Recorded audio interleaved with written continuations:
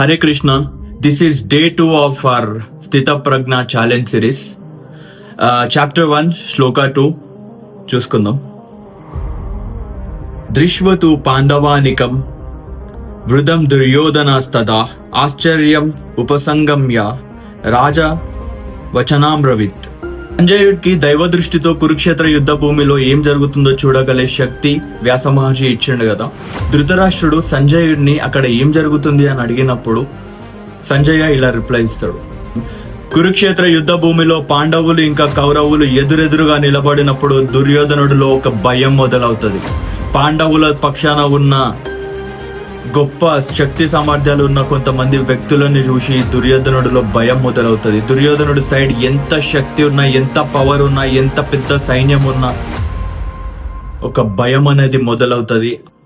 దుర్యోధనుడు కౌరవులకి రాజు అయినా కూడా తన గురువు అయిన ద్రోణాచార్యుడి దగ్గరికి వెళ్ళి అతని పొజిషన్ గుర్తు చేస్తాడు. పాండవుల దగ్గర ఉన్న పవర్ గురించి, పాండవుల పక్షాన ఉన్న వ్యక్తుల గురించి ఎక్స్ప్లెయిన్ చేస్తాడు. ఇక్కడ మనం ఒకటి నోటీస్ చేయాలి. ధృతరాష్ట్రుడికి కళ్ళు ఫిజికల్ గా మాత్రమే కాదు, మనసుకి కూడా కళ్ళు పోయినాయి. ఎందుకో తెలుసా? కొడుకుల మీద వ్యామోహంతో, కొడుకుల మీద ప్రేమతో అధర్మం వైపు నిలబడ్డాడు.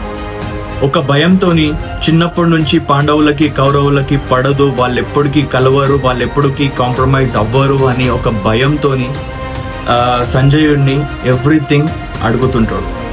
అండ్ ఇంకొకటి, ఎక్కడైతే ధర్మం ఉంటుందో అక్కడ నువ్వు ధైర్యంగా ఉంటావు. నీ దగ్గర ఎప్పుడైతే అధర్మం ఉంటుందో అప్పుడు నీలో ఒక భయం, టెన్షన్, డిప్రెషన్ అనేది ఉంటుంది. సో దీన్ని మన లైఫ్కి ఎట్లా అప్లై చేసుకోవాలంటే, నువ్వు ధర్మ మార్గంలో నడిచినప్పుడు, నువ్వు మంచి పని మాత్రమే చేసినప్పుడు, నీ దగ్గర మంచి అనేది ఉన్నప్పుడు నీ దగ్గరికి ఎలాంటి భయం రాదు, నువ్వు భయపడాల్సిన అవసరం లేదు. ఎప్పుడైతే నువ్వు తప్పు చేస్తావో, అధర్మంలో నడుస్తావో అప్పుడు నీలో ఆటోమేటిక్గా భయం అనేది వస్తుంది. అండ్ సెకండ్ డే మనం నేర్చుకోవాల్సింది, మన వర్క్ మీద మనం కాన్సన్ట్రేట్ చేసి పని చేయాలి, హార్డ్ వర్క్ చేయాలి, రిజల్ట్ కోసం కాదు.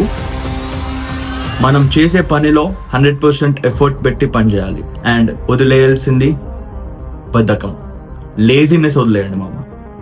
Signing off, this is your Mickey. జై శ్రీకృష్ణ.